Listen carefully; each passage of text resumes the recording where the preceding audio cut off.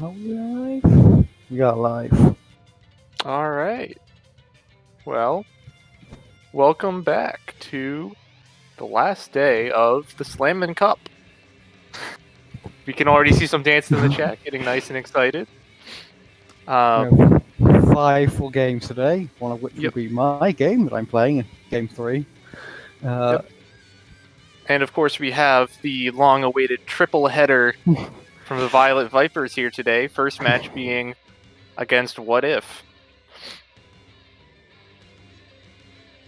Of course, then we have them against Default Team and then against Reef Rascals. After that, we have Hell Doolies versus Default Team, which perhaps I'm a little bit biased, but I'm very excited for that match myself. I'm excited to see it as well. After yesterday, I'm terrified of Hell Doolies, and I think everyone else should be.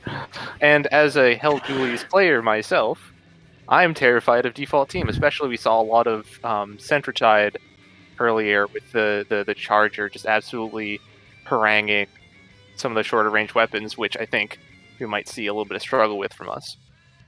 And finally, after that, cap off the day, we have What If versus Hell Doolies. Violet Vipers to start us off, and Hell Doolies to end it with. We got a very action-packed day for you today. Looks like we've already got a lot of the players in today. First round is Splat Zone, Santa Maria. A double zone region. We've got 2 zones, you have to control of both of them. That mass in the middle. A very constricted map. A lot of small spaces to get caught in. It should be said, we do have What If and Violet Vipers are both non-themed teams, which I think should be interesting for the gameplay, because a lot of these previous ones, we've seen Hell Doolies, again, all Doolies, we've seen Spray and Pray, which, with the exception of a little bit of Roller, are all spray shooters. In this case, we have, I think, a little bit more of a balanced thing on both sides. We're going right into the first game here. Let's see some of the composition. We were going dual undercover, which is an interesting choice. We haven't seen any Brella all match against the very standard What If composition. We see that Hydra there, as we have throughout the tournament. Looks like Violet Vipers trying to get an early push in there. We'll see if Springs can catch up to people. Yeah, Springs they're going to. Ooh, they shut that down. 5 points on the lead. They have been shut down in return. Only 2 points. And it's back to Vipers again. Going there with the undercover, and the reflighter. Back them off. Get away from my zone, they're saying. Yeah, very nice. Trying to push a little bit ahead of the zone rather than just trying to control the zone. Very much what we want to be going for right there. Looks like Navi's trying to get into the little perch bunker there. And cleans up a little bit. Very useful slot to be in, especially for defending and attacking. Lunking around the side. Let's see if they can make anything work here. They do throw down the Tri-Strike. And they get a splat from it. Get another. Control. It's going in towards testing zone. Favor. One zone each. No one's getting points here. And they've swapped zones. Really just a lot of back and forth. That's one of the interesting things about Manta Maria as this zones map, is because you have both of those 2 zones, you really have to control, all of mid. And you see a lot of sort of ring around the rosy, as I like to call it. Does look like Violet Vipers is back in control here. Violet Vipers are consistently being able to take back that zone. Fish in a good spot there to cover both zones. And a sprinkle on the greater the shot as well. Wider range on the bottom. Very solid backliner play here from Fish. Yep. And we have... Yep. Slabot being harangued by Umbrella from 3. Yeah, Undercover, as much as, it gets a lot of hate in the community for potentially good reason, and there we have the first game. Yeah, double Undercover is very interesting to see today. First of all, you don't see a lot of Brellas, but second of all, you don't see a lot of undercover, and to have two of them is very interesting. But I think they made it work very well, going for those 1v1s and really cornering them so that they're limiting their movement options and really forcing them to just kind of try to shred through the Brella canopy. And yeah, very, very convincing win for Violet Vipers there. Let's see where we're taking. Yeah, let's see what Game if two. pick. Here we have the Wheels of Justice. Wheels! Let's hope we don't get mincemeat over and over again like yesterday. We did get a lot of that. Ended up very poorly for Spray and Pray. Our first map is Hammerhead Bridge. Very almost mincemeat there. And our second, as the wheel spins, it's going to be Brinewater Springs. Two, I would say, quite linear maps. Brinewater Springs obviously much smaller, I think, than Hammerhead. Yep. But both of them very much maps that you're not going to see a lot of flanking going on. Yeah, especially with Brinewater, you're going to see a lot of trying to push into each other's bases since they are so close to mid. Mm-hmm.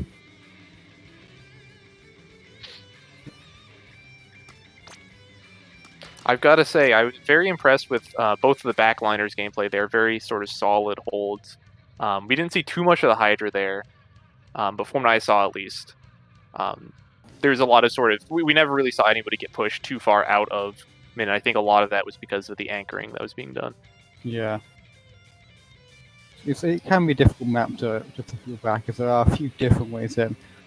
Looks like we're going to Hammerhead Clowns. Interesting, interesting. My personal experience with Hammerhead Clams is a very sort of in the trenches gameplay. Yeah. You've really got to push up, push back, there's and make it solid. That final ramp in the base just before the basket.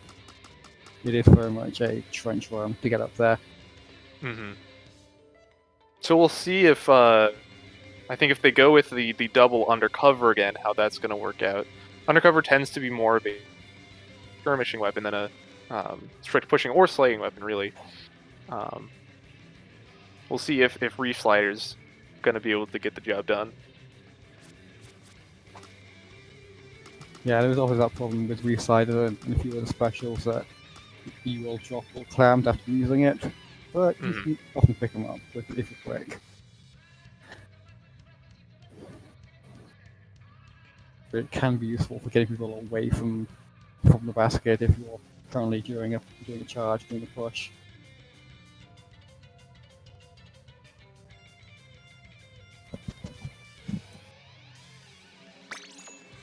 All right, and we are getting ready for the next game. Just waiting for everyone to ready up, and then we'll be right into it. I'm interested to see, because we have seen a lot of what if so far this tournament, but this is obviously our first match with Violet Vipers. I wonder if Violet Vipers are changing out of the undercover since they're taking a little time to ready up. Exactly. That's what I was wondering. If we're going to see a bit of a change in the comp. And here we are.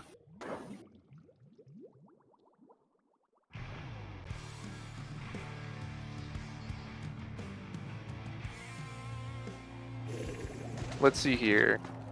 Yes, we do in fact see a switch out. We have a splash there, Neo Splash. The new NZ, my beloved. My favorite chumps. Meanwhile, what if it switched over to a Bamboozler, which is an interesting pick. Well, he's a bot. We're setting up a big backline there, just... Violet Vipers aggressively pushing and taking mid already. Now be coming around, maybe trying to get a... Nope, goes back into mid. And we do have a tri-strike on mid. What if trying to take back a little bit? A re-slided. But we do see a double kill there. And Glum goes down as well. They're down to one, just the Hydra. Moon scrambles to get that break. And they do manage to get it. Let's see how much they can make out of this very big push here. Very strong, 38. Immediately down to 38, yeah. Very impressive. They are currently regrouping to defend, but they aren't pushing in close enough, really. And that's it, 38, barrier back up. And we do see a bit of a flank there. It does take out the umbrella. That's really what you want to do.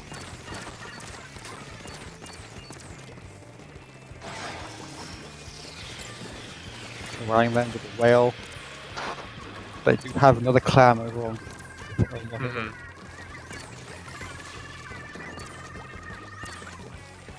I'm interested to see how What If tries to take back the situation.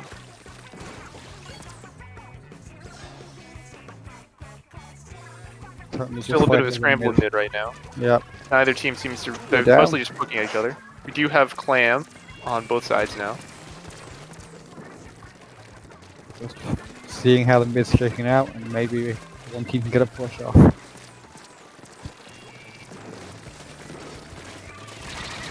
Try strike in. One down on What If. It's still just a fight for mid. Someone tried to push past, but didn't quite make it. Yeah, and like I said earlier, like this is exactly what I'm talking about when I mentioned sort of this into the trenches gameplay. Oftentimes very, very hard gridlock in the mid here.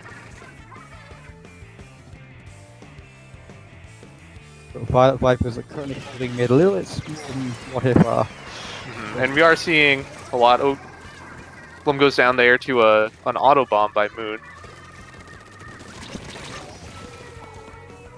And it looks like we might have a potential push.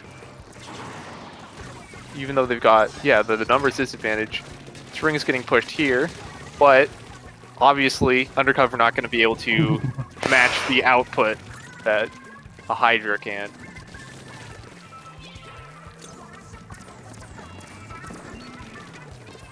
Vipers do seem to be slowly making a little bit of progress every now and then. They just aren't quite being able to push back fast enough.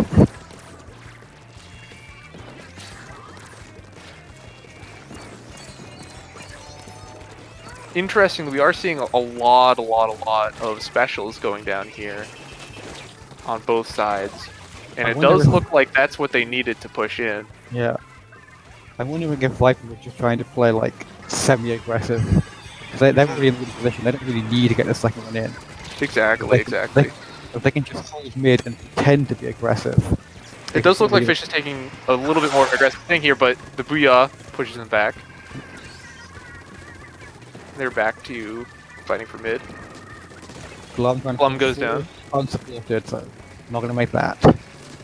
Artemis fighting for his life in mid, but no, so down. Fish is doing a really good job here of taking 2v1s. Of course, as soon as I say that, goes down to a 1v1. But we saw both sides of mid there earlier. Took some very, very nice smart fights. Yeah, Vipers are definitely holding mid like a lot further forward than What If are. They're struggling to get forward on What If.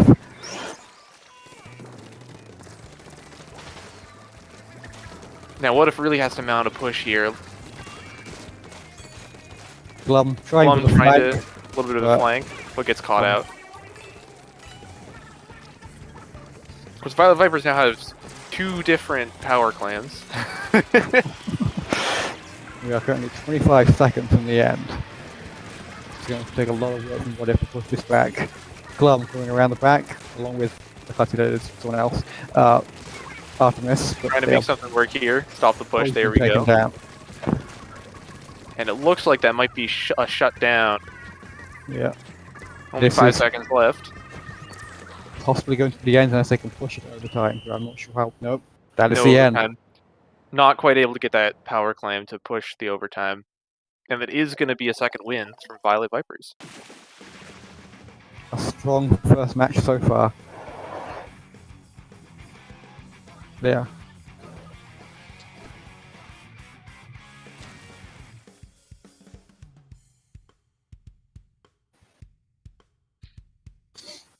They are looking to be a force to be reckoned with for the rest of this. We'll see how it goes. Yeah, I've got to say, I wasn't exactly sure what to expect going into this, but it looks like Violet Vipers is a quite strong contender. Let's see what our third match is going to be. Got Wheels of Fortune. What will they pick? Our first option here looks like Sturgeon Shipyard. And we'll spin the second one. And get... Oh! Mahi Mahi! Almost Hammerhead again, but it does look like we're seeing potentially some Mahi Mahi. Now, if I were What If, I might actually... Well, there is a world in which I go for Mahi Mahi just because they do have that Hydra. And we don't have any charters to really challenge the Hydra. But we'll see where they go. It all depends on that mode. It's, Mahi Mahi is a very variable map depending on what mode you pick. There's a lot changes about it.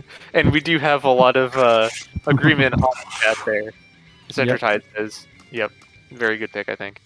It's a small stage, but very fun no matter what mode you're playing. And it does look like we're going to... Oh, we're going to Sturgeon Shipyard. Okay, interesting, interesting. Oh, no, never mind, we're back to Mahi. They haven't, we're yet. Renting is just going between just switching them, around.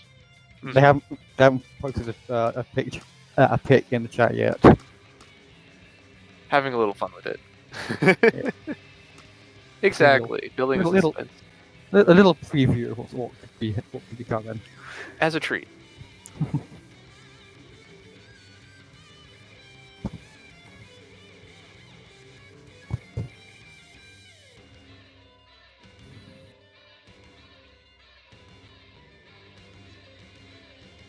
They are thinking hard about this. Well, I would be too if they were down 2, you know? You gotta make sure you get it right. An important decision. You really don't want to be in a position like Spray and Pray, as we mentioned before during that accursed mincemeat match. Looks like a pick might be on the way. We've got someone typing in there. Oh, no, they've stopped typing.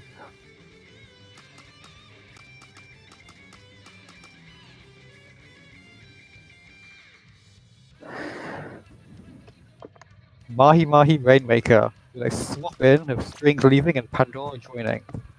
Interesting, interesting. I do like the Mahi Mahi pick.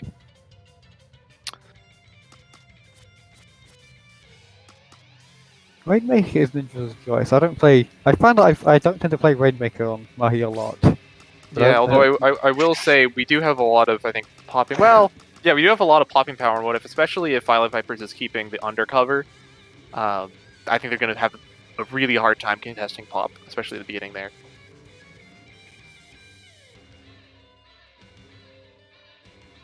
So I do think that this is a smart pick by What If, but we'll see if it pays off in the end. Yes, we'll see. Yeah, we'll see how they change the team comps. Because again, they are taking a little longer to get ready up, so we'll be seeing a double brother again. We'll be seeing something else completely different.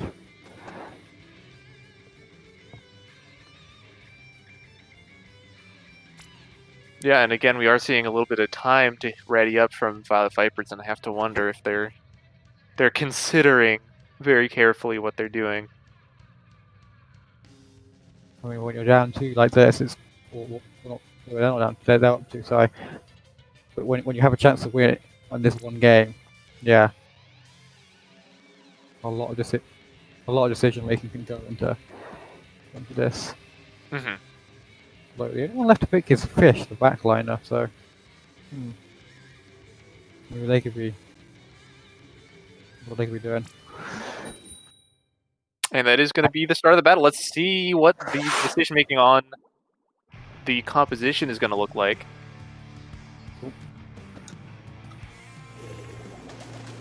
And it is going to be double backliner. They're going 2 heavies. Very interesting. Very interesting. And actually, What If looks like they go no backliner. Longest range that they have is in Squeezer. They're very quickly making their way. What If taking the Vipers seemingly taking the Rainmaker early. Our stream is currently lagging. Mine is at least. Alchemist blocking the push up the ramp. Yep, and they do get it down there. Shutting down the push very quickly. They're going to get the pop. Harvest is going to be rushing pushing up. Gets ahead. 1, gets 2. Goes down to And the they- 3rd. And unfortunately, that is not going to be enough to get a push going. And the Rainmaker was just sitting there. No one picked it up, and it's been reset. Glum going around back. Looks like they're going to go down and not contest the Rainmaker pop there. We have very strong positioning by the heavies there. Yeah, we'll wipe out. They let the Vipers get their first checkpoint. And they're going to go for another pop, but it looks like, yeah, no, they're going to go a little bit down. What if currently It looks like What If Yep. is going to go for that. Yeah. Very aggressive plays by the heavies here that are not quite paying off. We do have a crab to try to pop it, but it's not going to be enough. Oh no, it is going to be enough, but it's not going to be enough to get, much done out of it. Fish trying to get some picks using their range, and they do get 1. Viper's taking the Rainmaker up the ramp.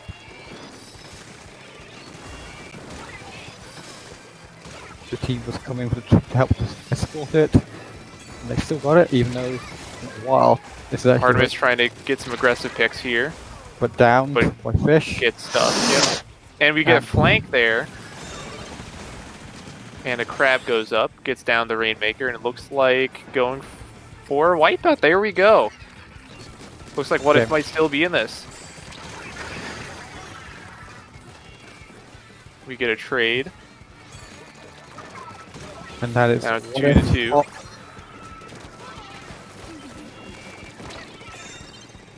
They are pushing forward towards that right checkpoint, and they haven't taken it just yet. Good defense there from Vipers. Heavily contested pop here, but it looks like they're going to be able to get it. And they pop in, but their backs against the wall and very quickly go down. Now, this is a very good opportunity for What If that it looks like they're not going to be able to make much out of, unfortunately. There was a 1v3 there, but Violet Vipers is able to put a stop to that, and we reset the fight. Perhaps a little early on that try strike. If they'd waited a little longer, they could have maybe given themselves some cover to take the Rainmaker and just push it that little bit forward to that checkpoint. But Fish does get a double kill there, which helps reset the Rainmaker and let them take mid. Now Violet Vipers have the Rainmaker again, but it looks like they're a little bit more willing to play a little bit defensively. They do push up here all together. We have Wavebreaker down. Fish catches a flank attempt. And it looks like this is going to be a very strong push here. that's a wipe up there. Yep. Right to the end, and there we are, I think. And that's it. yep, that'll do it. That'll be game. Violet Vipers with the 3-0 sweep. Take the set. I've got to say, I'm very, very interested as the decision making between behind What If they're deciding to not take a backliner into the match. Especially on the openness of Mahi, could be very useful. I think potentially what could have been going through the head is that they were thinking of getting a more offensive comp. Squeezer especially is very fast at popping, and we saw just in general some very, very good popping power there. But unfortunately, they were unable to really exert too much influence over the map. Yeah. I mean, this we guys see because this is speaking to Violet Viper's talent here. I've got 2 more matches with them, one of which is my own, and yeah. Yeah, certainly a very strong opening from Violet Vipers there. I do have to say. I'm interested to see how they fare against Default Team. Yeah. I'm interested to see how we do. This is going to be a tough few games for us and Default Team coming up. But I think that's everything we've got today for this hour. We'll probably be going very soon to Please Wait screen. I will not be returning for the next one to commentate, but after I'm done with my game, I will be free to commentate the last 2 games. Yep, I do believe we're going to be getting who is we're going to be getting Strings to help commentate on default versus Violet Vipers. And I'll be here for all 3 of these first matches, and I'm going out to do my own matches. Good luck. Good luck with your Yeah. games. Thank you. Good luck with your game. Thank you. And we will see you all later.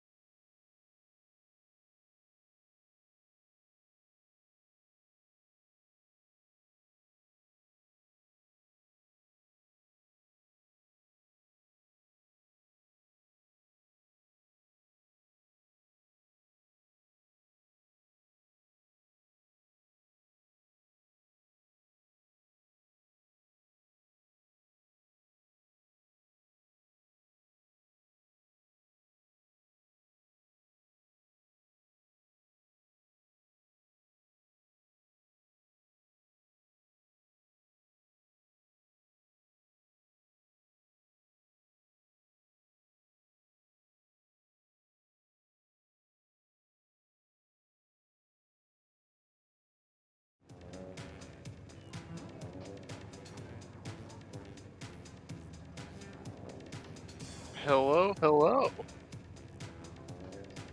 Who's ready for some more Splatoon? Hello, hello. Testing, testing. Awesome. I am ready for some more Splatoon. And right now we are going to be getting into Default Team versus Hell Dualies, I believe. Hopefully I read that right. Not Hell Dualies. Oh. Nope. Default Team versus Violet Vipers. Of course. Whoops. I would not be here. Yeah. Okay. Still, I'm just yanking your chain. We do have. I am personally very excited for this one. We saw Violet Vipers with a very commanding match last hour. And Default Team, of course, another favorite for the tournament. So I'm very interested to see them go head to head. Of course, we have, as mentioned before, on Violet Vipers, we saw that potential double undercover, which was fun. They also have some nice heavy gameplay from Fish, and Agent Moon with air sprays and Zap and blah blobber. They might be wondering why exactly Default Team is so scary. Well, really, it's just up to the fact that they're one of the only teams in this entire tournament that has like a standard composition. We have no gimmick here. Your Centratide, very scary E-leader and scope player, and is known to play a little bit of Explo as well.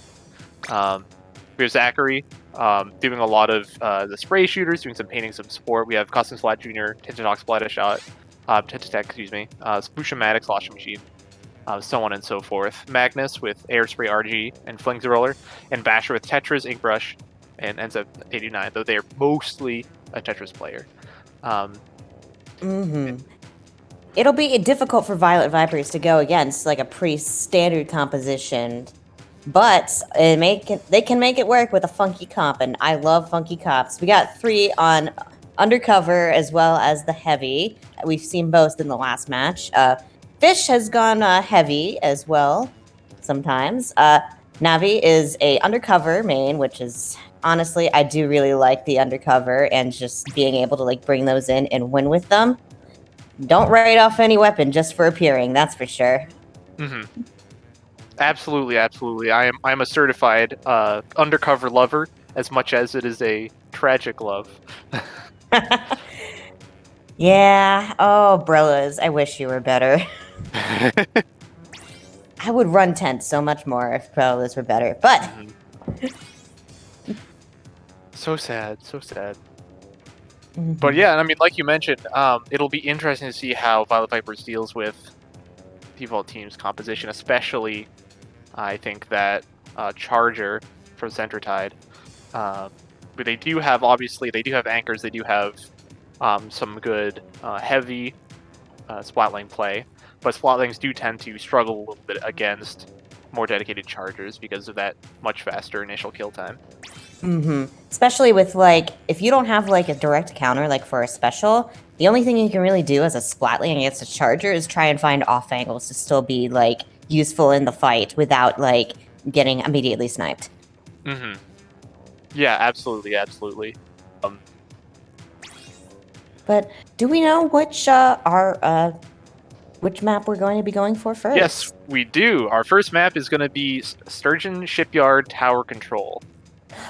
Ooh, I do love Sturgeon. It's going to be, well, at least you know where the Charger is going to be. There's really only like 1.5 spaces for like backliners to be on that map. And I assume one of the Splatlings is also going to be on that Sniper's Perch on the opposing side. So it'll be interesting to see where and how like everybody takes that information.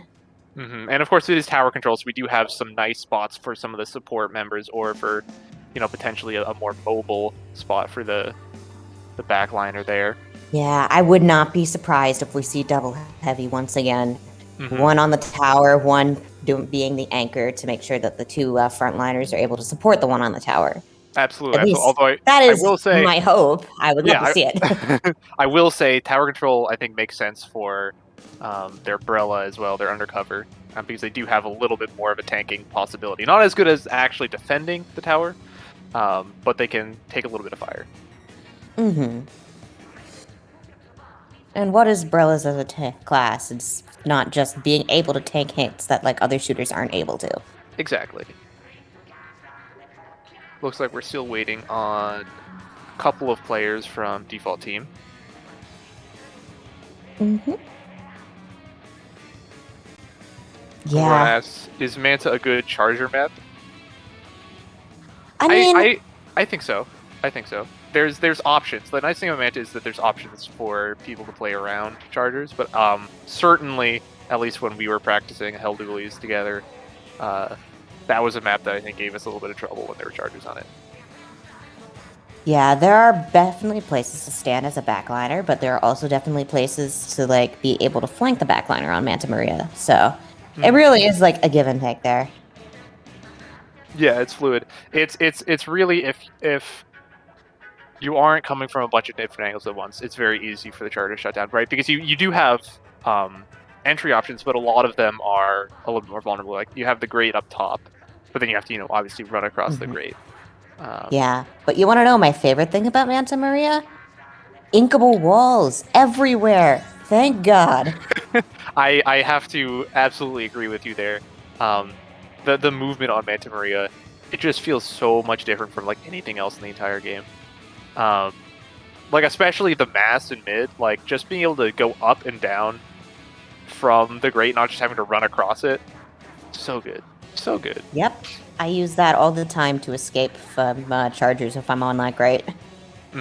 Yeah, it means that like you can actually kind of use the grate instead of just kind of not. I'm imagining like Scorch Gorge, for example, especially in something like, well, obviously we're not playing Turf War in this tournament, but how like the only way to get out of mid is by going through that one grate that you have to just walk across. Yeah. It's unfortunate that they got rid of that. I believe they got rid of that flank route from Splatoon 2, so that there's only really that one choke point now, which is unfortunate, but hey. And yes, there is the inkable boat and spawn. Very important. You are required by law of playing Turf War on this map to ink that boat. Everyone goes back and forth about whether or not you should ink the base, but inking the boat is an absolute necessity. Exactly. No questions. I mean, who's going to take the time on the enemy team to, like, go ink that other boat? Like, come on. It's like in Splatoon, back in Splatoon 1, where they had a bunch of maps with trees in them. I would always ink the trees because they're just fun. Oh, it looks like we are getting started. Let's see. Yep. Everyone's here. I don't see any, like, potential sub players, so we are sticking with Scent, Basher, Magnus, and Zach on default team with Moonfish 3 and Navi from last time on Violet Vipers. All right. This is going to be Sturgeon Shipyard Tower Control. Let's see how things roll out. I am very interested to see... Oh, it looks like... Oh. There we go. It looks like... We're just about ready. There we go. Anyway, as I was saying, I'm very interested to see what the comp is going to look like for this. Especially on Violet Viper's side. I'm calling double heavy. I'm calling it. I would love to see double heavy. Now, I'll raise you, though. Double heavy, double undercover. Honestly, that comp deserves the win. I would root for them, no question. It's like a little phalanx. You've got like the heavies in the back, and then they're shielded by the undercovers. Exactly. Like, how do you beat that? Object Shredder DNI. I was just shoving to the side like every single like meta comp. We don't talk about the crabs here. Yeah, we don't really recognize. There's no such thing as a meta in this tournament. It's all basically just random stuff thrown on the wall, and we love it. I think we saw like grand total of 1 vanilla splash-o-matic last match. And it's battle time. All right, let's see what they come out with. And we do have a pretty standard thing for default team there. It looks like interesting. Not a single splatling, but the double bucket. But yeah, we do see double bucket, which is very interesting. Not at all what I was expecting. Yep, and we see the ZF scope. if you're very limited on options there for where you're going to do as a backliner, I would pick the more mobile charger. And center side is, of course, right up there. Drops down, but exactly like we predicted, immediately going for that sniper perch. Oh, it looks like Expo is down on Violet Viper's side, but they got the Aerospray, and they're still holding on to checkpoint 1 and past that. Very solid push, I've got to say, and very early in the match, too. Let's see if Default Team can push back a little bit. It looks like they're a little bit out of position, though. Yeah, it's looking like... Okay, so Violet Vipers are 2 down. Default Team is 1. They might still be able to keep that tower in there, but...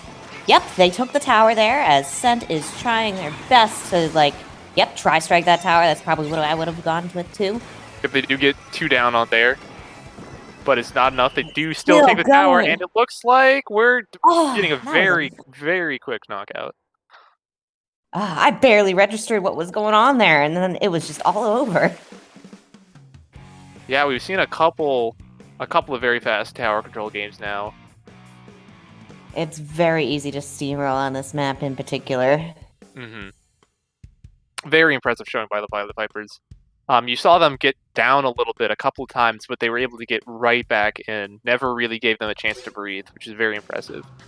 You see that a lot on a lot of quick respawn teams. Now, I don't know how much quick respawn Violet Vipers is running, but certainly worked out very well from them. Yeah, I believe they're running a lot of run speed up on their undercovers, I say, because I was splatted by them, so I was able to tell. And that does make sense for an undercover. All right, we've got the next 2 maps to be chosen between. All right, what is Default Team stuck with? Sturgeon Shipyard again? We could go back. Could see a repeat.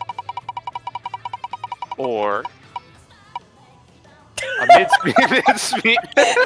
Well, I will say mincemeat, if I'm Default Team right now, does look very appealing to me.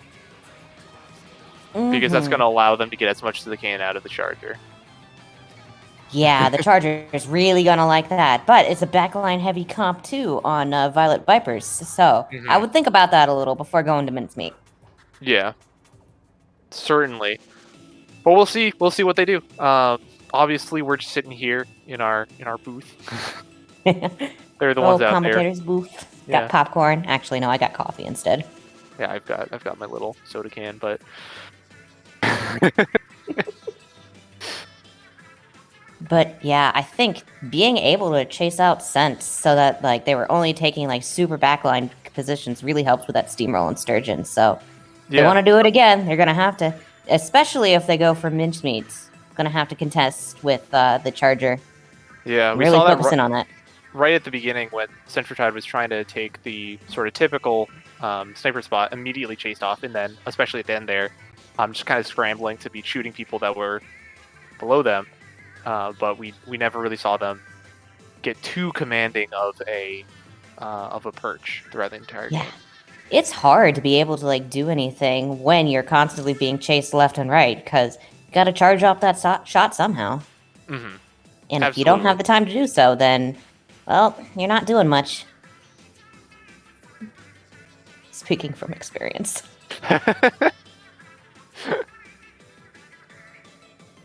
Yeah, well, and that's the thing, especially that they had that double backline comp. I was interested to see if they were going to have trouble pushing up, because certainly there's a little bit less pressure there that they're applying. But it looked like it worked out just fine for them. Mm-hmm. And this is a pretty difficult map for any backline, so I understand the double bucket. Mm-hmm.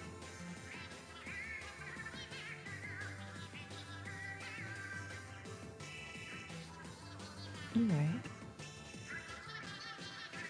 Looks like we're still waiting. Mm-hmm. Yeah. How y'all doing, chat?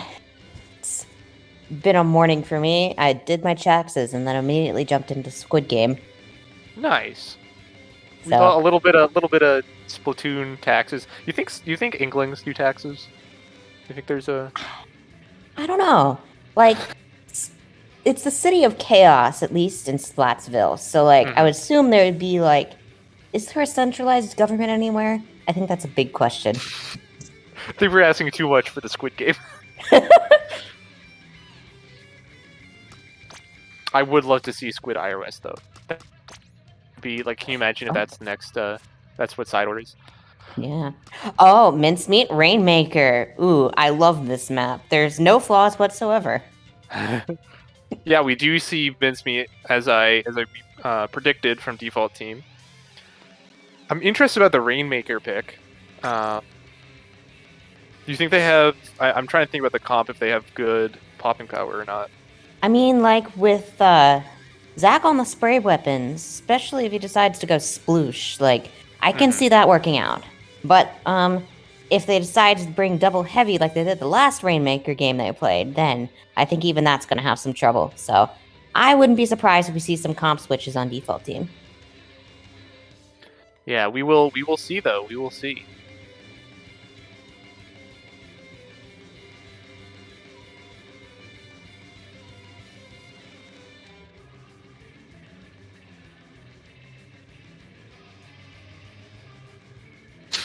We've got some fun streamer notes in the bottom there.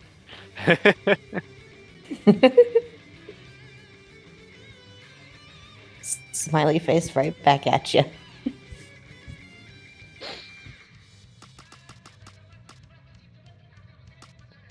And it looks like we're good. Looks good. Looks good. All right, looks like we're let's gonna go. get started. Yep, same 8 players as per usual. No swaps out. No swap outs. Tongue twister. Wow. We've seen a couple of those this tournament, I think. I'm trying to remember some of the other ones, but certainly there were a little bit of knots there. I don't think we've seen a knot this tour. No, just once. Okay, You can't tell. My face is my hands.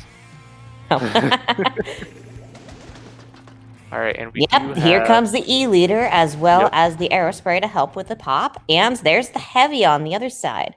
We do see as the well Heavy in that cover. Yep. A Nova. That is going to be interesting. This was, I think, their more standard comp that we saw from the last match. Oh, and default team get the pop as well as 2 down. This is their time to go. Yeah, very commanding start. Zach looking like they're trying to go up. There's 3 up top there. Oh, they're going left? Oh, it doesn't work out for them, though. So they're going to probably get the pop again. You get the pop. Let's see if they can do anything with it. Oh, unfortunate. Does look like Navi's... They've got that left checkpoint locked down. It looks like it's... default teams. No, Violet Vipers. Violet Vipers. Turn for a pop. Yeah, fighting for the pop. Are they going to be able to get it? With that special to drive off the other people, maybe. Oh, how did Navi live that? Very conveniently placed walls. Oh, Navi does pick it up and immediately goes down. Welcome to Mincemeats, because that Rainmaker is not moving anywhere. It's a gridlock on both sides. Because Magnus is trying to make something happen, but that defense is too strong, as only the E-Leader remains. Violet Vipers are definitely going to make that pop and probably bring this forward. It does look like they're trying to go around right. It's probably the safer option. And they're not quite able to break the checkpoint, but they do take the lead. Which I think is a push well spent if you're able to take the lead. Yep, and they're able to get that checkpoint. And, wow, didn't even get sniped. Alright. Nope, it looks like default... Oh, it's going to be a fight to get that pop, as Violet Vipers gets it again. Default team's 1 down. They might be able to make something happen. Oh, no, but they lost the Rainmaker. Oh, unfortunate. Yeah, if I were Fish, I would back up a little bit, because I don't think they're going to be making that pop. The entirety of Splatoon 2 is against them right now. Oh, and they got by the auto bomb. I love it when the chickens get a kill. Yep, once again a gridlock here in left checkpoint. This default team tries to make something happen, at least gets it out of their base. But I think it's going right back there as Violet Vipers gets the pop again. And has very commanding control of mid, too, I will say.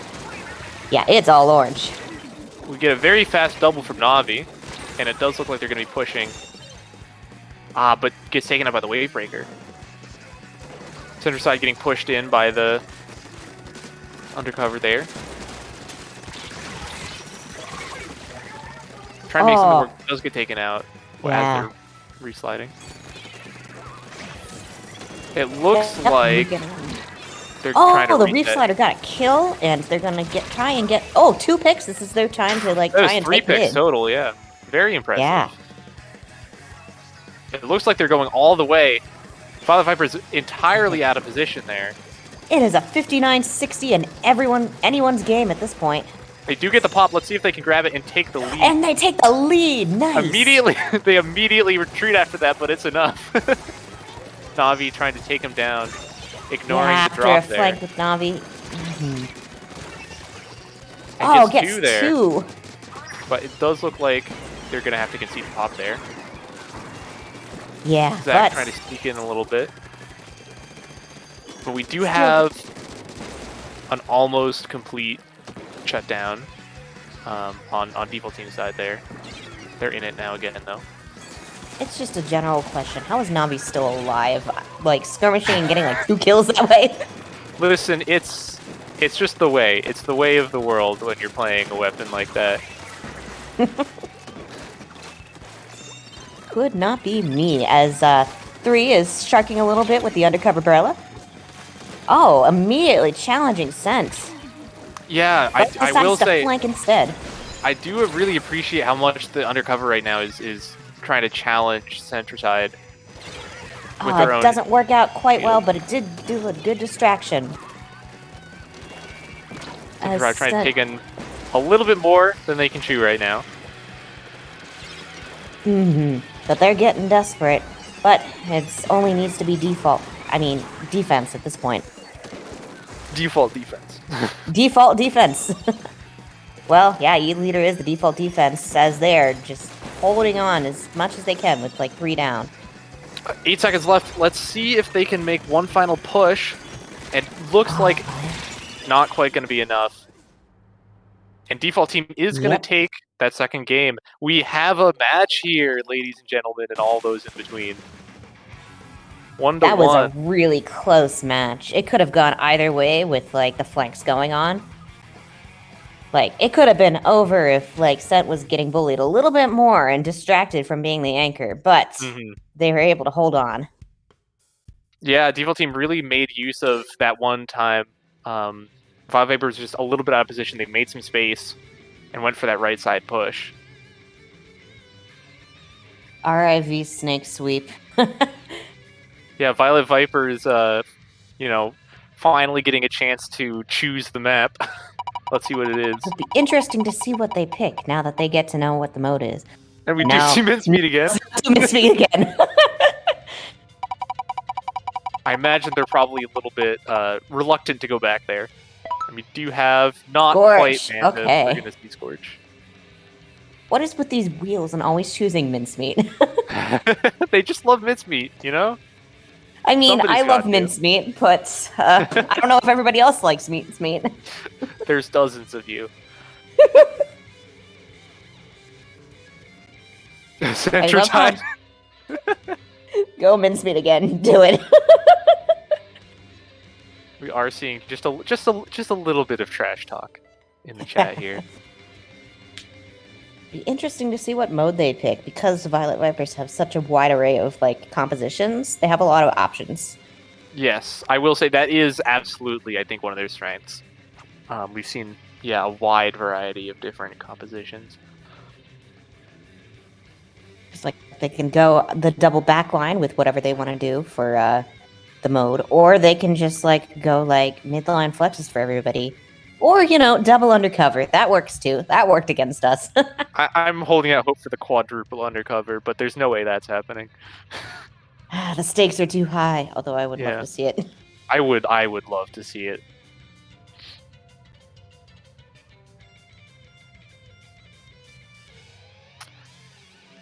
Yeah, I will say I'm very impressed. It does look like this is one of the closest matches so far, matchups I should say, of the tournament. We've seen a lot of sweeps throughout these last couple days, but it looks like we might have a 2-3. Is what I would hope. Yeah, if we can take this to a game 5, oh, that would be so much fun.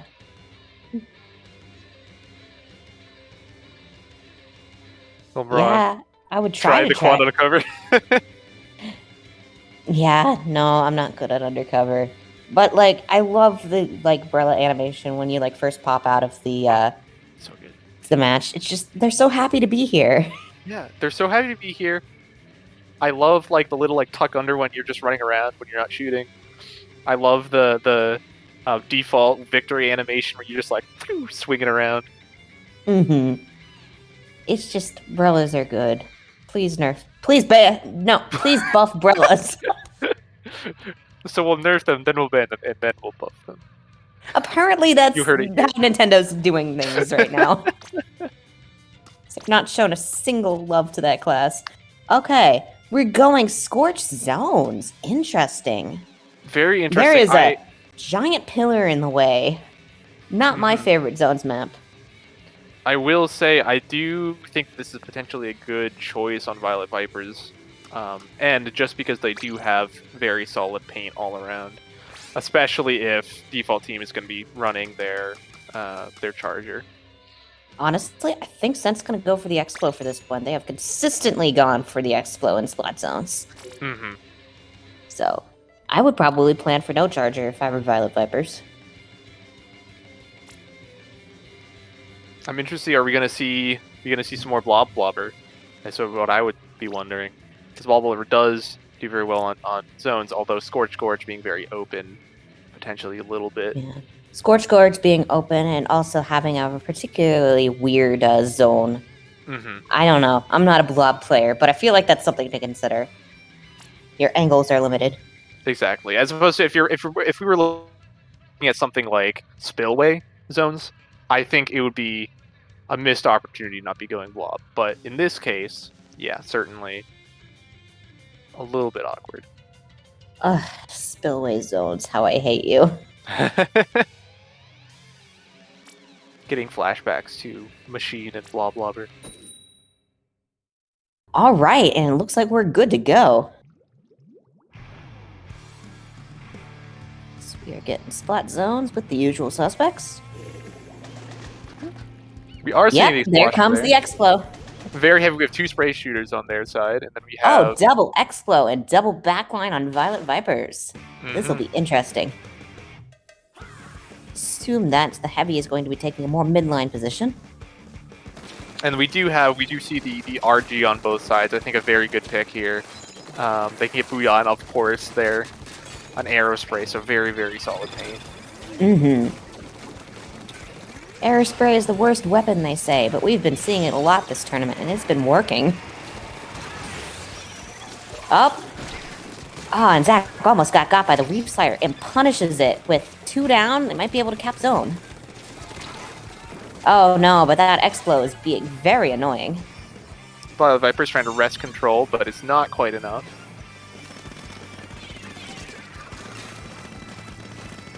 Yep, Moon trying to paint for special to get that Booyah. Up and You immediately see the pops Booyah. it. Looks like they're going for the right side. I think makes sense. Going in that corner that they can't reach otherwise. Yep. And they do get the penalty off. Although now they're down 3. That's Oh, and that's a wipeout.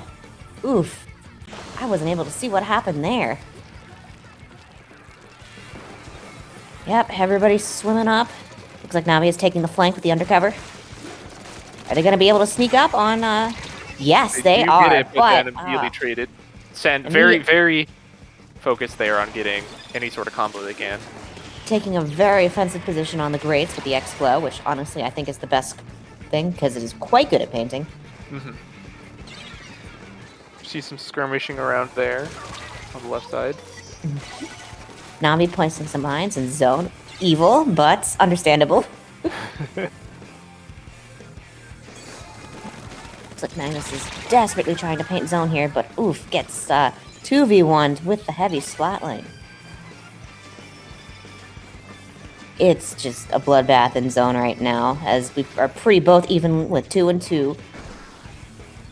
Yeah, Oh, nobody and that's can 3 quite rest down. control.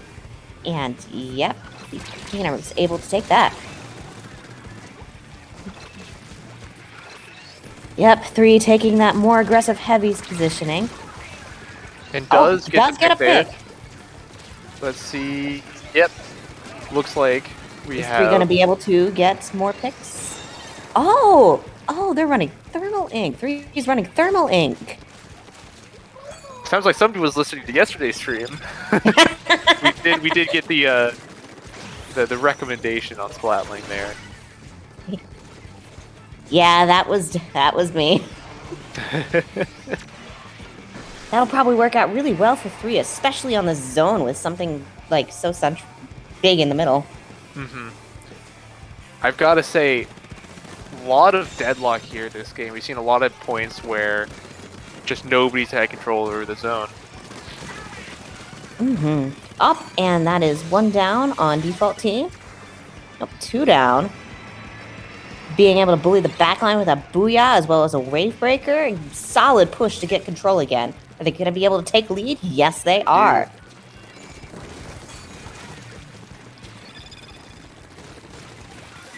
Navi charging up the reslider there.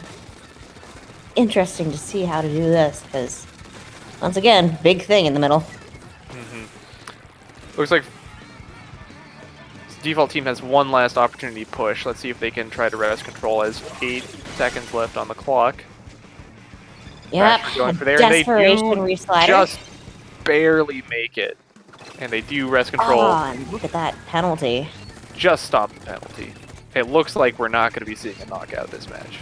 Yeah, they're back in this.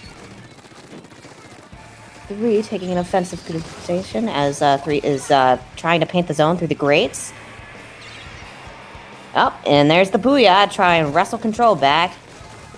Chip through that penalty. Yep, it's looking like just fighting for dear life in the zone. I don't see any flanks from this camera angle. As they're painting for special, let's see what they can do with it. Yep. Basher on control here. See if there are any people painting the zone. Navi looks like a little out of position. We'll see if Basher can make something out of it. We do get a little bit of support there. Oh, but that wave breaker is going to be very annoying. Yeah, you can see just how big the range is there. You place it where you can cover the entire zone. Mm-hmm. Especially if you can get it up top there. All right, 9 seconds left. Are they going to be able to get the zone? No. Does not quite look like it. We do see the reslider there, but it's not going to be enough. That was a really good attempt at a comeback, but just not quite enough with the timer. They needed to hold on to zone, and they were just not able to, as Violet Vipers takes the second game. And default team just choose where to go to next. Which is it going to be, mincemeat or mincemeat? Yeah, well, we have not gotten a double pick yet this tournament. It would be very funny if the reels just decide, sorry, you're going to mincemeat. Okay, if we get mincemeat again on the thing, because I said that is entirely on me. Please throw tomatoes at me. Commentators curse. Commentators curse. All right, what we got? Scorch Gorge again. We'll be going back to Scorch. The wheels sure do love variety today. Mm-hmm. And our second is going to be Wahoo World. Wahoo! Some very interesting ones. Of course, if I'm Violet Vipers, I might be a little bit hesitant to go back to Scorch Gorge just because, we just lost there, but we'll see what they Wahoo World is, in fact, Wahoo World, and very easy to steamroll once you get a push, so... Yep. I mean, I wouldn't want to go to anything that is non-zones there, but they may not have a choice. We did see, of course, I'd be interested if they try to go tower control again. Oh, I hate tower control on that map. It sucks so bad. No, exactly. Well, we did see very commanding tower control earlier from them. Mm-hmm. And of course, Wahoo World does have tetherball pole, my beloved. I do love the tetherball pole. It's like a diet ultra signal. Just kind of, you know, hanging out there in mid, doing its thing. Being slightly annoying. A little cover, just a small amount. Oh, Vipers won that not default team venting. There we go.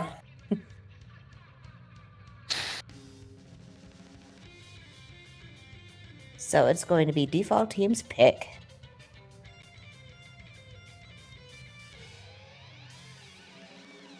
Tower control in particular is kind of funky on Scorch because of the grates. It's kind of not my favorite. Yeah, the grates are always not super fun. Like, especially if you're trying to push through them. Like, who here even likes grates? They're not. Who great, aren't ink brush things mains? Yeah,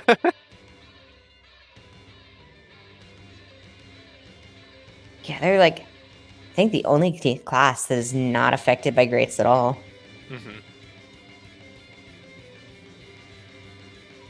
At like the slight cost of like a little bit of ink, you're able to like run through those grapes with the clams like it's nothing. I need to play ink brush more. It's kind of like the polar opposite of what I'm usually used to, but it is fun.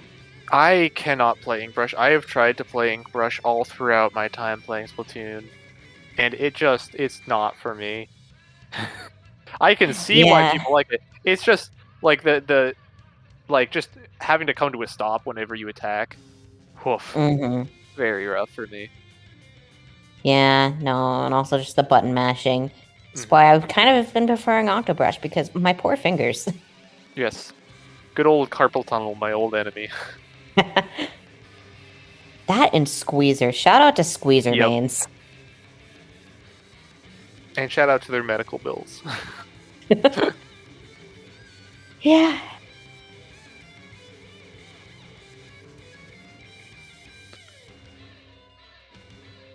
Looks like we're still waiting on a pick.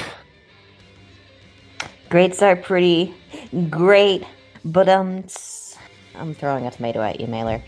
Drum emoji.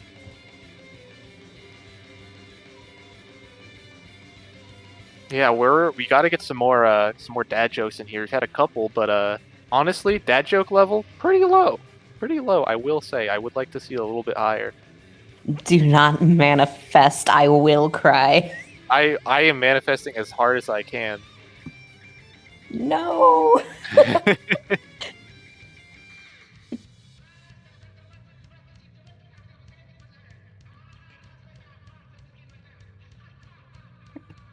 Okay, and we're still waiting on that choice.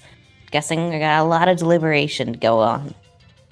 Which, honestly, is fair, because, like, Scorch Gorge or Wahoo? Like, the place you lost or Wahoo? Really, neither are great options. There is one thing that has just been consistent with Slammin' Cup is the losing team not having much to work with the counterpick stage. Yeah, we're seeing a lot of times where it's sort of a kind of a chess Zugzwang situation. Neither option is really a good thing. You're just kind of taking the lesser of the two evils. Especially anytime that Mahi is involved. Well, we did see. We did see some very nice pick, deliberate pick of Mahi against these teams that maybe don't have as much in terms of the backline thing. Especially default team has been making a lot out of that. We should probably stop picking Mahi. That is the ultimate hubris stage, because it's like, oh, we can just get one good push going and we win. We just win. Except the same is true of the other team. So just how confident are you feeling? Mahi is fun. It's plenty fun. It's just it's also Mahi, you know. The wheel should give us Flounder Heights all the time. I love Flounder, especially Flounder zones. Flounder is very good. I would love to see like a lot more Flounder. I'd also like to see a lot more Manta Maria. I am a certified Manta Maria lover. I do like Manta Maria, especially Rainmaker, but I just need to spend more time with that stage. Just let that marinate a bit. It's just inkable walls. We need more of them. They're so good, and I love them.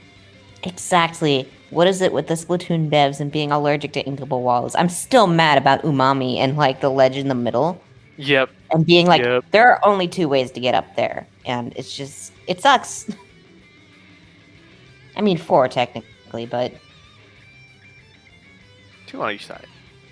We're assuming that you're not getting up too much from the other side.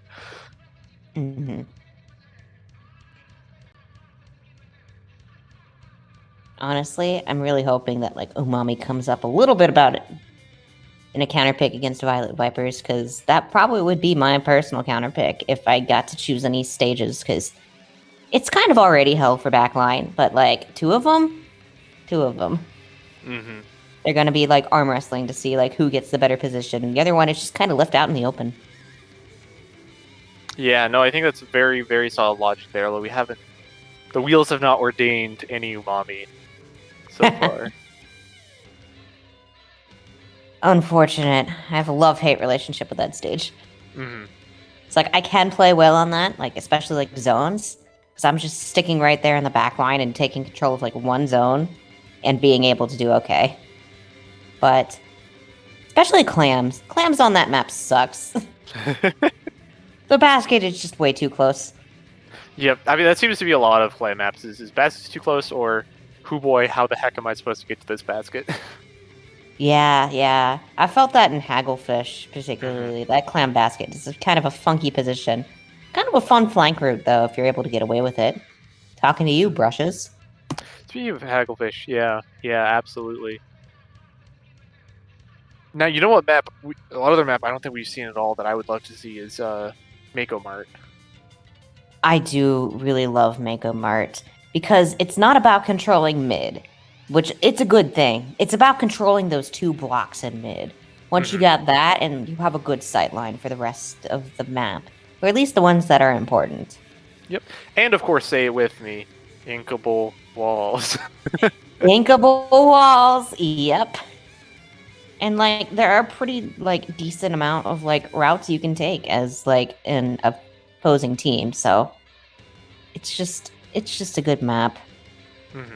More flank routes, more inkable walls. Oh, do we have a choice here? We got a choice, and it's gonna be Wahoo Clams. Wahoo Clams. Let's go. It's gonna be Wahoo chaos. Clams, my beloved. No rules. Who knows what's gonna happen? It's Wahoo Clams. Yeah, no matter All what, right. this is gonna be a fun Flame match. Rin coming in for default team as Zach is going to be spectating. This will be an interesting swap, because I would say, okay, they're going to get like some of the spray to like get some paint on the ground on the other team, but that's not necessarily the case anymore. Yeah, I'll be interested to see what their game plan is here. And it looks like we're ready for the next match. And that also forces Violet Vipers to be able to not do double backline, because like somebody has to get out there and like dunk the clam in there. Exactly. Yeah, Violet Vipers very much looking spooky. Sort of coming out this last day with that. They have their 3-hour session and just blowing me away. And obviously blowing some of the other teams away here as well. Yeah, no, for those 3 hours, it is, they show up, they absolutely obliterate everyone, and then leave without explanation. We will see if default team can force that game 5. I sure hope so, because it is match for Violet Vipers. If they can get this win, it's over. We do see the ink brush for this match. Yep, this is the mode to go for it, and it looks like the single backline with the heavy, as predicted. So as and people of course we see how things go in mid. Well. Center Tide taking immediately a very aggressive position here with the Charger. Yep, going for that off angle where the Splatling is pretty much guaranteed to be. As hating mid as much as they can.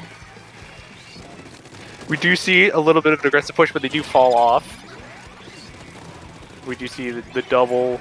Yep, special going on unfortunate. here. They do get a But pick. they do get a two pick. They picks, get 2 picks. It's time to push forward. And it looks like they're going to have Clam ready to push in. Yep, if they're able to get this 3rd pick, that is going to be the first. Oh, but they miss. Oh, but not for long as they break the barrier. And everybody is chased off. But at least it's not going to be a deadlock as they get the lead. But that's a wipeout. So on Wahoo, it's very easy to recover. Yep, just going to leave the pity clam there. Very conservative with that. It's what I'd do. Oh, but the push forward is not quite enough as they're 1 down. 2 down with the power clam. Oof. That heavy Splatling putting in the work. Yeah, very effective. Gonna do it again? Here Oh, on the very. side of Yep. the Vipers here. Yeah, just a solid defense as the Ink Rush is running for dear life over there. Can't quite make it. Can't quite. Good effort. Good effort. Very good effort. Yeah, the dualie's coming through and able to get the It pick on gets- the heavy. That's huge. But they're 2 down, so I don't think they're going to be able to make much of this push. Yep, 3 down. Very Back on messy defense they map go. right now. I will say, we've got a lot of just people everywhere. Center Tide That trying charger to warm is up. definitely holding ground on that basket. If you want to score, you have to deal with that charger. Looks like we're trying to see a little bit of sharking going on. I mean, hey, this isn't the work. Well, sharking not allowed now that you got the power clam. Good luck with that. Yep, we do have a power climb on both sides now. And it's pretty neutral, looks like, right now. So we'll see what comes of that. Yep, as there's another clam going for it, but just not quite getting past the defenses. Really just trying to rush that clam basket. Yeah, which you can do, but I think it's better to like try and get a couple picks before going for it. Yeah, as they're 3 down, Violet Vipers is going for it, I've got to say, especially on and that is against a team like another. Violet Vipers. There it is. Yep, and especially on a team against a team, I should say, like Violet Vipers, they're gonna have good enough defense that you can't really reliably use that Ink Rush strategy, as we saw here. Ends up just leaving you open a little bit. And now it is 46 to 100. And we've got a little over a minute and a half on the clock. They got to make something happen quick in order to keep up the pace. Our default team going to be able to make it because they kind of staggered a little bit. Oh, but we get the kill with the charger in mid. Always scary to see. Very aggressive positioning by Center Tide here. Yep, they see the heavy there, and they're going to make something happen. The heavy's down, though. Oh, but unfortunately gets got by the end zap. Alright, 2 down on default teams. They're going to make a push, or are they going to just continue to ank mid? Because if you can hold down mid on this map, that's pretty much just like a consistent push going on there. Oh, but the special comes out. Friends are deployed. I think they're going to try and make a push. Nope. Shut down by the charger. Yeah, it looks like it's a very good opportunity for default team here to make a push. Let's see if they can make something out of it. Oh, not quite. 2 down. Very unfortunate. And with all the clams, too. Looked like they had almost had about a power clam, but not anymore. Yeah, you hate to see it. Got a good chance of coming back, and then it just all goes down. Okay, got 5 clams, and underneath 6, 7.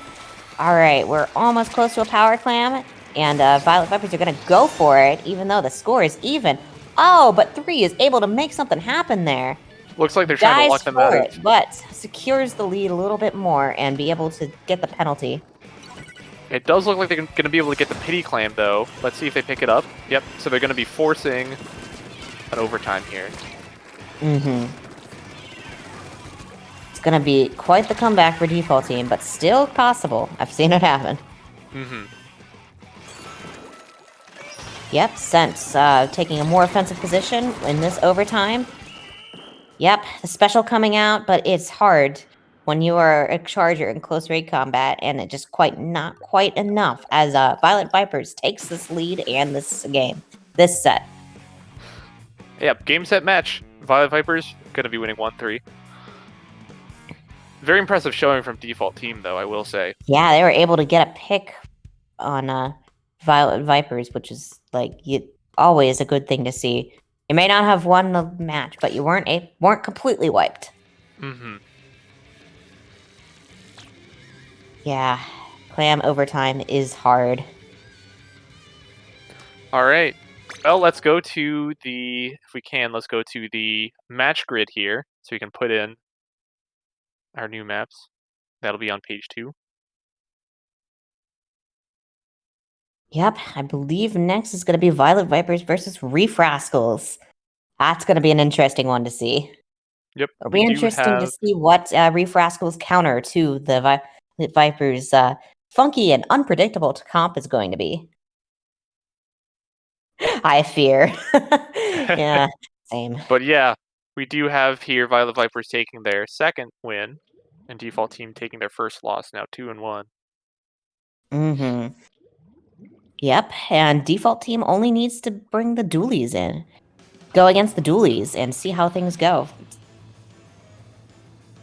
Yeah, it will be. I as the Hell Dualies myself, very very interested.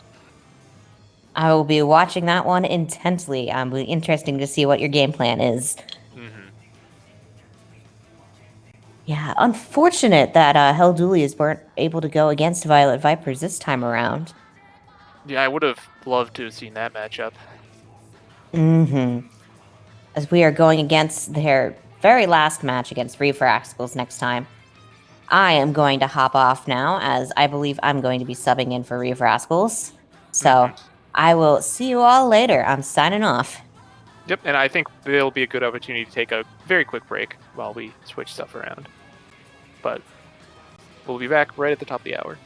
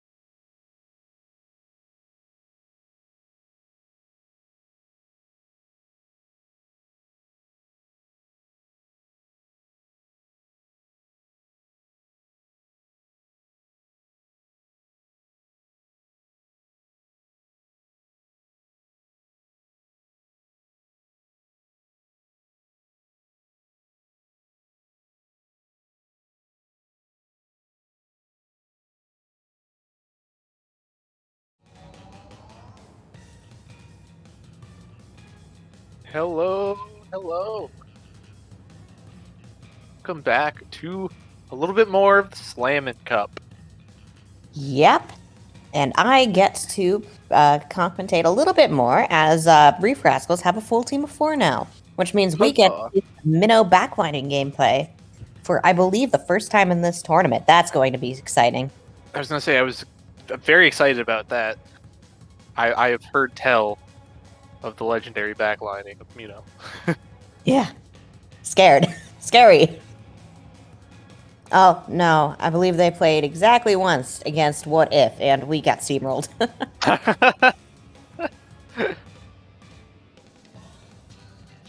So, here we go. Reef Rascals against Violet Vipers. Are the Reef Rascals going to be able to stop the Violet Vipers in their tracks? That'll be an interesting one to see. Violet 'Cause we Vipers, got going for their 3rd win, trying to go for a perfect record 3-0 right now. Whereas Reef Rascals trying to pick up their 3rd win. I already got 1, but we'll see where they can take it. Mm-hmm. Reef Rascals are very much a hyper-aggressive team with honestly, a pretty hyper-aggressive blackliner playing style. As with Minor with that heavy can be pretty, almost a midliner, honestly.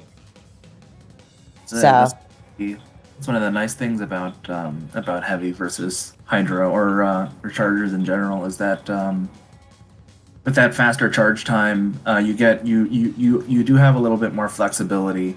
You don't have to worry about playing around chargers too much. Obviously, it's still something that you do have to worry about, but it's for those reasons, you tend to see heavies a little bit more often in the metagame than Hydra. Although still perfectly reasonable and viable in solo queue and into mid-level competitive. Mm-hmm. I think the crabs, as well as the presence of E-Leader, has made it a little difficult to be a Hydra, so it's kind of fallen to be an off-meta pick. Mm. Of course, when has meta and off-meta ever stopped anybody in this tournament? It's something that we don't worry about, and neither should you.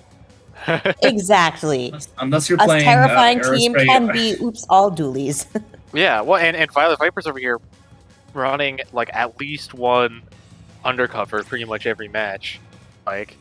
Talk about an off-meta pick, but they're making it work. Exactly.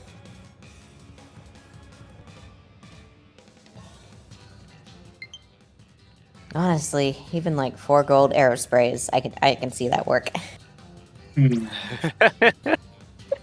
Cutting deep, I see. I don't know about that. Yeah, I see no reason why any even marginally serious comp should lose to 4 golden Aerosprays ever, especially in Art Academy in Clan Blitz. That would be absurd. And the team that lost to them would be bad forever. I think I was playing with you once when that happened. I think I might have been there. Yeah, it's fine. Don't worry about it. In fact, don't talk about it. Let's move. Okay. So it's a very exciting match coming up. It's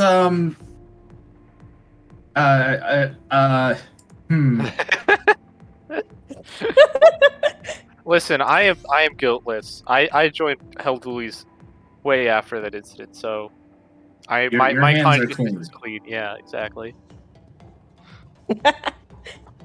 Oh, I should mention, coming up, this next map is gonna be Rainmaker Hammerhead for our first match. Oh, boy. Rainmaker Hammerhead, and back to Hammerhead we go. Violet Vipers were able to hold down mid really well against What If. Are they going to be able to do it again against Reef Rascals? But Reef Rascals are a significantly more aggressive team than What If, so might be able to give them a run for their money. Maybe, might do.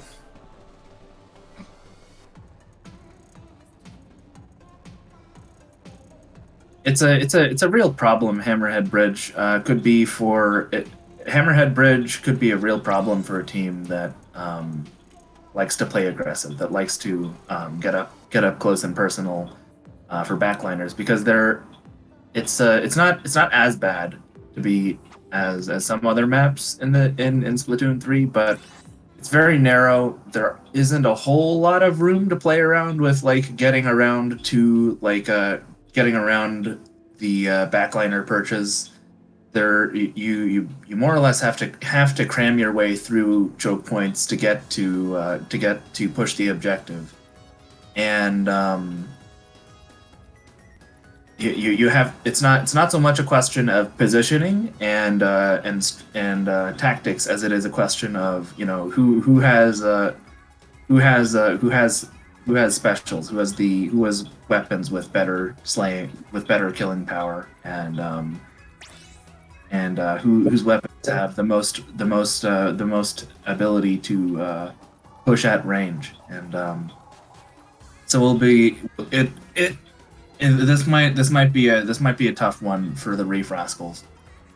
Mm-hmm. Yep, because unless you're going to go for the right route, which is a bit precarious, there's only that one choke point on the ramp right up near where the clam basket is, so you need specials in order to push through that. Or just straight up numbers advantage. In clams, at least you have the jump across the block, but that's not really an option in Rainmaker. I will say, in Reef Rascal's advantage, Violet Vipers is usually running at least 2 Reef Sliders in pretty much any of their combos, because you have your Tetras, and you're also going to have an Undercover. Which certainly, if you're trying to get pushes through a choke point, is going to make it a little bit harder. Yeah, I can definitely see that. It's It just does look like we're about ready to start the match. Even if they're quick enough, they could even get you in the startup leg. It's just I don't know. It's not an ideal special, that's for sure. Tetras make up for it because they're Tetras. But they usually die quick enough that they don't make use of the Reef Slider.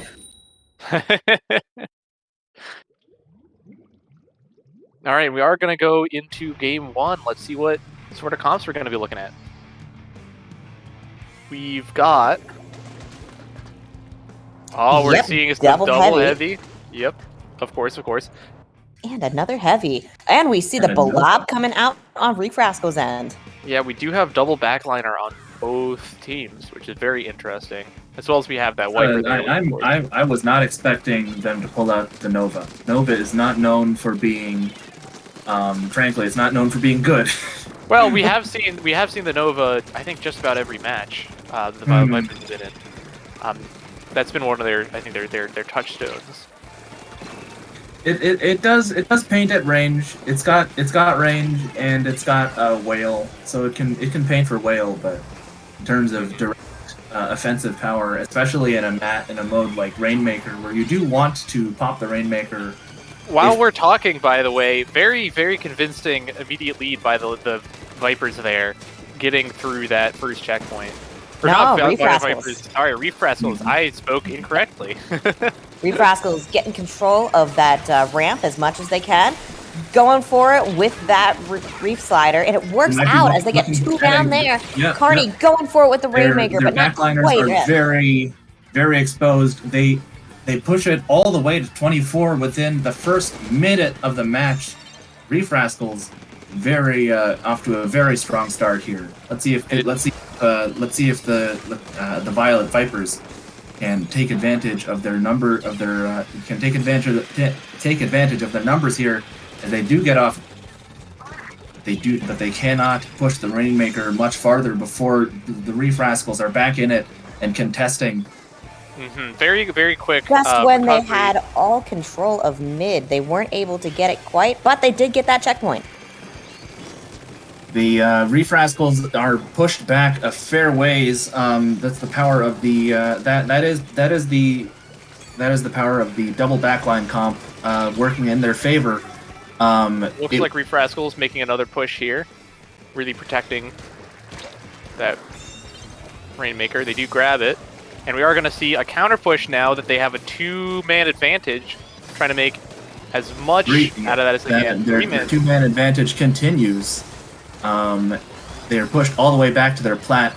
Their Ultra Stamp does unfortunately go down, but and they have lost their numbers advantage, but are stalling effectively with the Rainmaker to try and get their teammates back in. Very solid hit there with the Rainmaker. You see how the Rainmaker kill. And another one. Yeah, Minnow really knows what they're doing with that Rainmaker. And making a clear path in front, able to get that even further. Oof, I would be thinking about a Rainmaker reset if I were Violet Vipers. It's pushed back so far. It would be although but they're making it work. First for them. Oh no, and we got the reset. The Reef Rascals have not given up the space after going down. Stamp kill! Stamp kill. The Violet Vipers are... Oh, shit, nice! Oh my goodness. Yeah, oof. Violet Vipers are 3 down. Moon holding that ramp as much as they can. As Reef Rascals are continuing their onslaught forward. And we do have a minute and a half left. Let's see if the Reef Rascals can hold on to that very convincing lead. I've got to say, I do like the reset there, but it does look like Reef Rascals is holding very, very consistently onto mid here. The Vipers, their lack of pushing power, their lack of pop power, specifically for the Rainmaker, is definitely showing up. It's definitely not working in their favor in this matchup. As we see Snive trying to go for a shark. And they are 2 up. We have only one. We have the wipeout. There we go. And they're going to be pushing right back in. As far as they can. It's a difficult choke point and able to get the knockout in, but like the further they can get, the better. Because it is 40 seconds on the clock. Now that we're 40 seconds out, Team Violet Viper, Team Reef Rascals may want to just camp out here, stall the Rainmaker as long as possible. They can't hold on to it. They can go for a knockout. Mino forced to back up a little bit with the Tri-Strike going out. They may be their timer might start ticking down faster here because of the don't retreat effect. Oh, it does look like they're going for, and they do get right at the end there the knockout. They saw an opportunity, they immediately took it. Amazing. Yeah, right when everybody was distracted by everyone else, Mino saw the opportunity and just took it. You love to see it. We do see a dab. Release here. Get dabbed on. Absolutely wonderful showing by Reef Rascals there. They had the aggression and they just never let up. Saw the importance of taking mid and just took it at every opportunity, which made it hard for Violet Vipers. Showed up, they saw Violet Vipers, win both their matches, and we're like, how about we put an end to that real quick? Yeah, that lack of aggressiveness, that lack of DPS, definitely making Violet Viper's life harder there. But absolutely. They do have pick of map and mode. They may be able to select a map and mode that will be more conducive to their style of play. Let's see what maps they're gonna get. Because certainly, something very good here. And we're gonna see Mincemeat again. Woo! Mincemeat again! Yay! Yeah, woo, yeah. And Manta Maria as our second. We were just talking about how we wanted to see a little bit more Manta Maria. We might got your wish. Yeah, I don't know that we'll see. I don't know that we'll be seeing too much more. I wonder what the team with 2 backliners will pick. It's a real mystery. Well, you never know. They might be going, dual undercovers next match, keeping us on our toes. This is true. It worked so well. Yeah, they are undefeated with double undercover.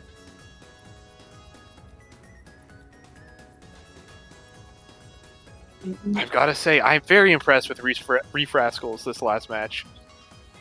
I think I was certainly expecting a very convincing lead from Violet Vipers, and we just did not see that.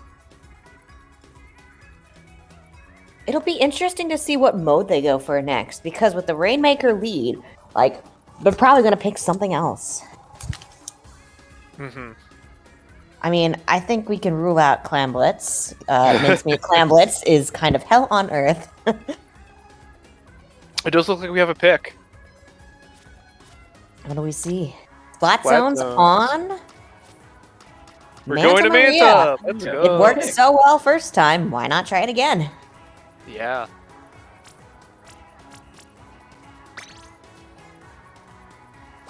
Yeah, we have seen it before. Let's see how Reef Rascals responds.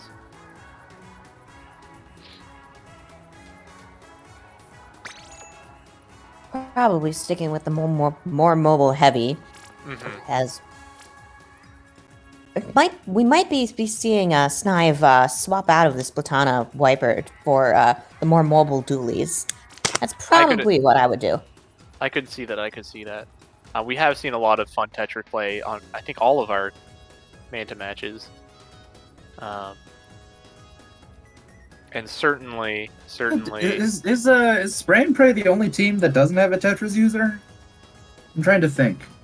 It might What if be. doesn't have a Tetris user? Oh, what if doesn't? Yeah. Oh, well, there you go. That's a fatal flaw in their team composition. There, it's a fact that you have to have a Tetris or else you lose.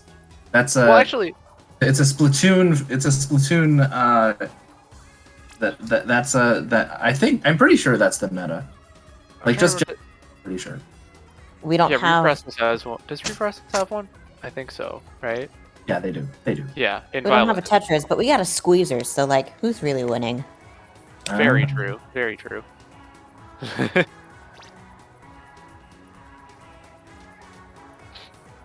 It does look like Reef Rascals is taking a bit to ready up. Are we seeing... Nope, they are readying up now. Okay, good.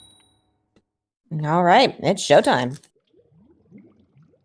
Let's see what the team comps are going to look like. Yeah, Violet Viper's team comps always keep you on your toes. Always very fun to look at. We do see... But Vipers team. We do Alpha see the Dover runs undercover! Humble Ooh, undercover. yeah. Double undercover! Ooh, we Oh, see the man. knot, and Ooh, Snive and stays on the over- Wiper. Over not aggressive. And a Rapid Blaster? Oh, Yeah, what we a are seeing comp. Not a Blaster. single backline in sight. Rapid Blaster on in not only Rapid Blaster, vanilla Rapid Blaster in a match is that's not what I would it's not what I was expecting, but I will be interested to see how that works out for them. I will say, very solid play there from 3, making sure Both even Brellas on down, a Tetris, 3 yeah. down. It looks like they're going to cap the zone and be the first one to get that timer down. Nice. Heavy down. That's a backliner down. This is probably their chance to push forward. Yep, with the triple instincts to counteract that booyah. Yeah, that's one of the main weaknesses of Rapid in this mode in particular. Just it's not a very effective inker. And it looks like we're seeing a little bit more pushback,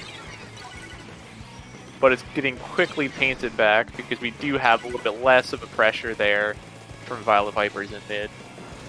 Yeah, it is just Yeah, a bloodbath Reef in both Rascals- zones right now. They'll have to rely very heavily on getting picks to control the zone, just because, as I've said Well, before. and you said it. I got a see. wipeout, so it's time to Mhm. paint zone and paint further into zone to secure that victory. Snive just Knive with the Stamper, just keeping the lockout going with their Ultra Stamp, pressuring the heavy very heavily. and we do see a wipeout. Very Another solid again. wipeout. It looks It's, like this might be a full lockout for team for the Reef Rascals. Oh, you hate to see Knive it. gets the undercover Brella as they come over the ledge. Brutal. Very well played from them this whole match. And Man, that is game. a knockout. it looks A like Reef full Rascals just shutout. have the download on Violet Vipers. Very impressive. 2 quick knockouts from the Violet. From Oh, and get dabbed on. quick. That must have been what they were. Oh, That must have been what no. they were spending so That much was time what they on were writing up. doing. Oh, They were all said the dab. I have to respect it. I have to respect it as a dab user myself. I do not respect dab users. I do not. I cannot. Listen, the emotional damage is unparalleled. I mean, you're right about that. In a fight like this, one that might decide the fate of nations, even you have to, on all fronts, both ink warfare and psychological warfare, and Reef Rascals just absolutely dialed on that point. All right, well, let's see what options Violet Vipers have to try to stop the sweep from happening. Yeah, this is match point. Violet Vipers need a reverse sweep in order to stay in this game. And first up, we have Wahoo World again. None of the good stages are allowed here. Yeah, but it did work out for them.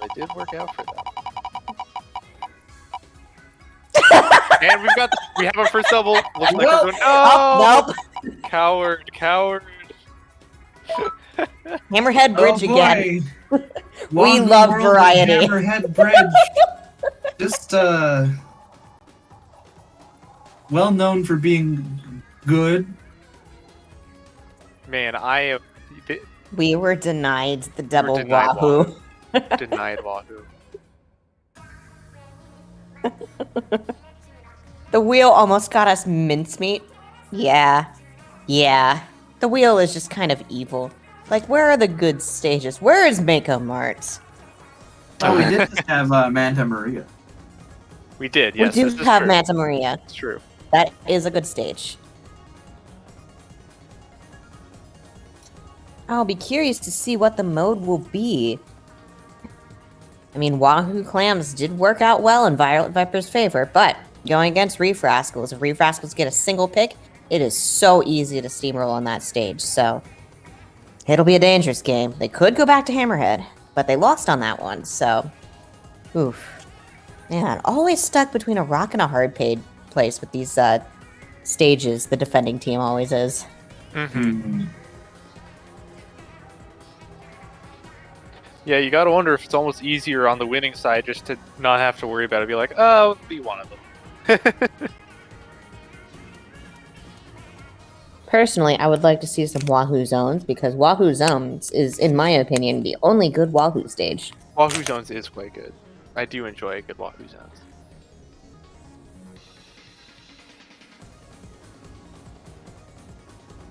Yes, I do have to agree. Sun Tzu would be a dabber if he was alive in this day and age. I have no doubt in my mind.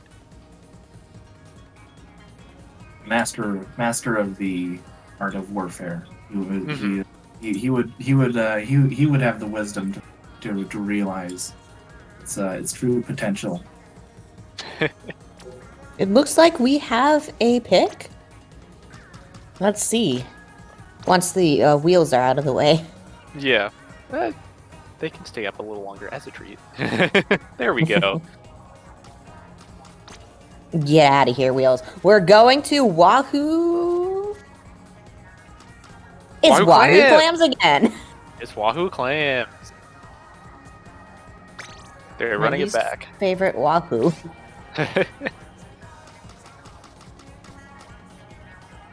And looks like we're going right into it. Yep, no changes on either one. Be interesting to see the team comp. I think Reef Rascals are going to just go full aggro. I'm wondering if they're taking a little bit. Oh, they might be switching out their emotes again. They're like, okay, we gave them the one dab. We're good on the other one. They can have a normal victory screen.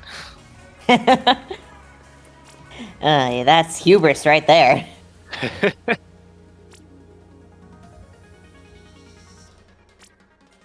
Reef Rascals do end up being the first ones to ready up.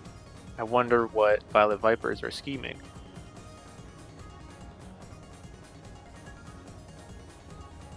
Yeah, who knows what they're going to bring? Are they going to bring the same comp they brought to last Wahoo clams?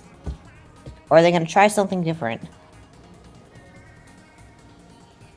Because they do have a heavy to contend with on Reef Rascals. Allegedly. Who knows what Mino's going to bring?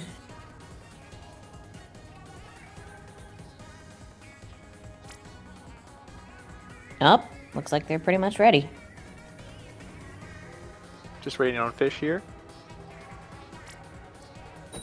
And there we go, battle time. Alright. Taking it to Wahoo. Gotta say, I love all this Splatling gameplay. Splatling game. Violet Viper's Oh, the getting out Explo is Walker. coming out, And and we get a Flingza. we're getting a double Tetras over here, taking a page out of the Hell Dualies book. Only just a page, though. Yep. Only a page, one page. I guess this is the stage in which a backline really isn't needed, so with a backline flex like the Flingza being able to Tentamissiles, oh, that could be huge for disrupting an enemy push. As Mino tries to control mid as best they can. Oh, yep, there comes the Booyah Bomb, and the push has begun. And Yep, I've got to there goes the wonder. missiles. I've got to wonder with the Dapples if they're trying to do a little bit of sneaky play, a little bit of cheese strats. They Yep. could. There's the pick. Oh. It's begun. Snive super jumping in there. And here comes the power clam. Coming with the power Looks like clam it's gonna over get the it. top of the ledge. Mm-hmm. This will be. It doesn't look like this push will be further than 80, but it's something. Ideally, It's it's always something. a push, but it's at least it does get them on the board. Violet Viper's picking up their pity clan. Knive out of ink, running out of ink with the Tetra. Oh. Can't relate. Can't relate. Oh, that you hate to see it. It's right in the middle of a fight and just run out of ink. Yep, Mino just dominating in mid there, being able to harass people both on top and below the circular spinning thing. In the Lunar New Year Splatoon tournament, we saw Mino being very, very scary with the Flingza roller. Very good with that weapon. Moon getting chased all around the map here. As has been handily demonstrated, Mino just absolutely wrecking house, tearing up the floor with the Flingza roller. Just fully dominating mid. Still may not be playing a backliner, but is controlling the zone as if they were one. Alright, chasing down that. Yep, that would be Dapples down. I think that was Dapples. Pretty sure. All guns look the same to me at some point. They get a Booyah Bomb out. Doesn't seem to do much. Falls harmlessly behind enemy territory. Oh, Violet Vipers are sneaking underneath, but they've been spotted. I'd retreat if I were them, but friends deployed to add a little bit of distraction. Oh, that's a good beacon placement there, as they're going to the left. It's not as though they're going to be sneaking around. Do get a pick, but then Mino over here, stuffing it. Remind me to consider Flingza. There's a reason why it's not as popular as it used to be, but it's certainly still strong. Case in point. Yeah, Dominating presence both in the back and in mid. Mino just running around getting all sorts of picks. Probably the roller that is most functional. I mean, it's got the quick horizontal for getting one-shot kills. It's got a long range vertical flick for painting. And of course, mine over here getting another one as we're saying that. As we see them firing Tentamissiles on just one person this time. All the more important, though, is being able to locate that person. I think is even more important than like the Tentamissiles themselves. They get another. They have two clams go up right now. It's interesting that the Reef Rascals have not actually managed to push any further than their attempt. Their lead could be pretty fragile as we see Mino getting taken. Dapple, please. Three camping out a little bit. And they do get another pick there. They And it may looks like Navi's trying to run chance. in. This could be their chance. And they And they get do it. get it. All they need is one But they clam. do not manage to get that. Oh, Nope, they no don't- extra clam. Able to Push hold further in than and 80. it's high. and Oh, since at they were the 81. second, since they were not the first to 80, their score is set to 81. That might be game. Yeah, his time's running down. Reef No Rascals pity clam in sight. own- And, yep. Very close match, but Reef Rascals are Closely going to take that sweep. It's a matter of a clam or two. Either side could have decided that one. Very well fought from both teams. Playing. And we do very have well the on the quad dab. defense. Of course. Get Tetra dabbed on. dab. Yep, there it is. The Reef Sweep. Reef The Rascals Reef aren't Sweep. out of this one yet. Violet Vipers getting handed their first and only loss. Yeah, that was incredible performance today from Violet Vipers. They were only able to get 3 games in this tournament, but they made them count. But, yep, a Reef Sweep.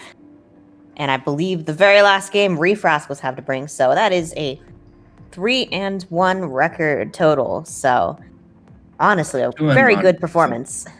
Very, very solid performance. I'd be interested to see. We'd have default team potentially tying them, and then obviously Hell Dualies right now 2-0. These next 2 matches are really going to determine a lot of how things end up. Because next up, I believe, is, yep, your back-to-back Hell Dualies. First up with default team, and then with What If. All right, and on that note, me and Pep Boy, we gotta bow out. We gotta bow out. We're wanted elsewhere. I'm gonna be taking a quick break, but y'all are stuck with me now. Yeah, and make sure, once again, tune in top of the hour for this next upcoming match, which is going to be Hell Dualies going against default team. All right, see ya then. Signing out. Bye bye.